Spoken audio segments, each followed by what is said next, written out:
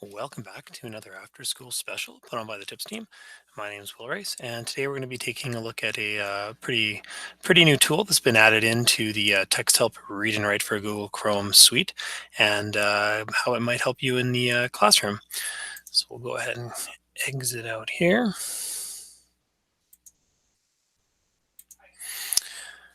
All right. So, as you might know, for a long time here, we've had the regular Google spell check that the students might have been using within a Google Doc, and that's that red underline you're used to seeing. And when you click on it, you'll see here that when you right click, you have to first of all you have to right click, and you'll notice here that there's lots of options with the spell check being right up here at the top. Um, and you can customize that dictionary, and that's how it is. But it does involve often a lot of scrolling, and it moves around. So sometimes the spell check is right with the word. If it's at the bottom of the page, it might be at the top. So for some students, this might be a little bit of scrolling and moving around. Well, earlier this month, Read&Write launched a new feature as part of our Read&Write toolbar. So you might remember this is where you see spell check and visual dictionary and all those other tools that are great accessibility tools. Well, now they have a new feature called Check It. And what this does is when we turn this on, you'll see here that the red underlining, the standard Google Docs spell check, has disappeared. It's been replaced with a purple underline. Now, instead of a right click, we can simply left click on a word, and it'll give us that spelling suggestion right below.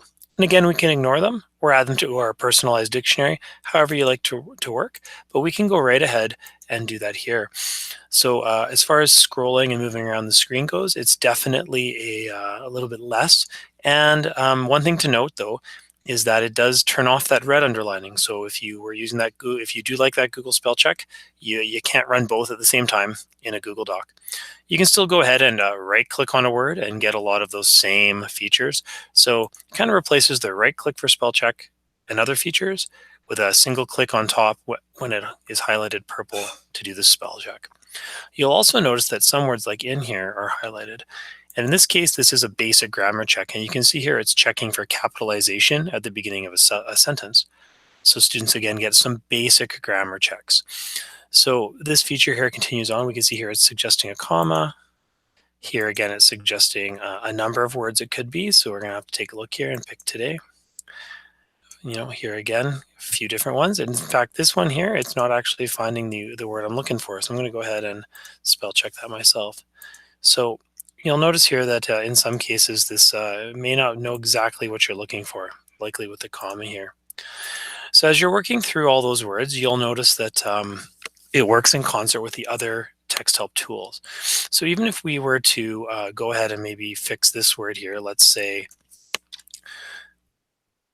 this one here, there's several to option. If a student did pick this, we can work with our students to know that after they've picked the word, they can go ahead and actually use the other tools, for example, to look it up in the dictionary and see if that's what it meant, what they meant, or to go ahead and listen to it to see if that word is the word they indeed needed to use.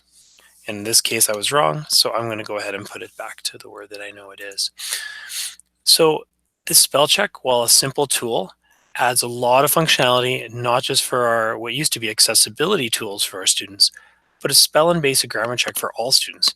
So I highly encourage you to give it a try. Talk to your students that when they're working in a Google Doc to toggle this on and see how it works for them. I do feel that with the lack of scrolling and the left click, this might be a better tool, especially for our younger students. So just something to keep in mind as you go through. If you do find something that it's checking incorrectly, such as feral or a grammar rule that it's doing incorrectly, or you find something you'd like them to add as a grammar check, you do have a way to suggest those changes.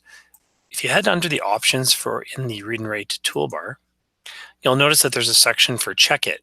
This is where your personalized words are for your personal dictionary, but you'll also know here that you can click this little button here that says here, and this will allow you to suggest a new grammar check or correct an error. So this will allow you to suggest those changes if it's something important to you and to make it better for all of our users. So just a quick, simple share. Hopefully you find that useful. Something that we kind of just launched and we announced it, but you may have missed it. So just something to share with your staff and students and make sure that everybody knows what's going on. Hope you have a great day. And, these tools are of value. Check in next Tuesday and every Tuesday for an after school special. Thanks.